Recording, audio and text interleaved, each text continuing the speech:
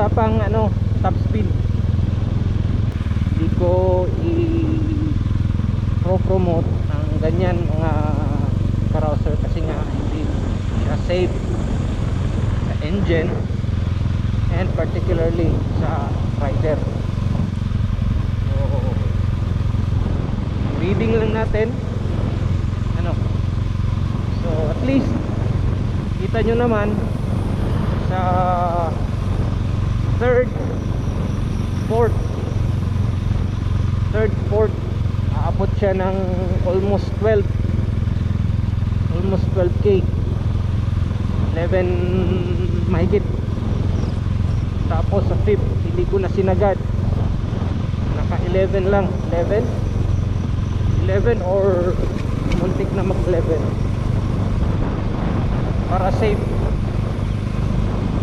sa fifth. So okay na siya. Ito guys, maganda talaga ang takbo. Tapos ang sprocket combination natin is 1543. Naka 1543 tayo kasi nga malaki ang tire size natin, 110/70 ang harap, tapos 150/70 150/60 I mean likuran.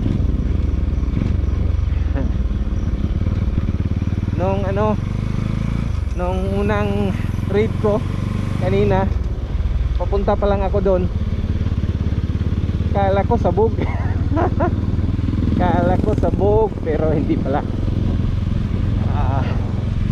Reserve na pala ang gas. Kala ko talaga sabog na guys. Tapos set natin naka 6.4 na ano tayo, White Hawk 6.4 na cams by White Hawk. At para safe is nag-port tayo. Pinort natin yung piston, no? Para hindi talaga uumpog. Tapos of course ang ating new na White Hawk 9 maps na racing CDI. Tapos 36mm na carb.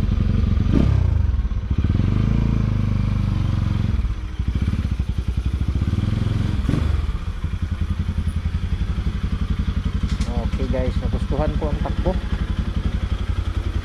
napakaswabe niya. Okay, yun lang muna.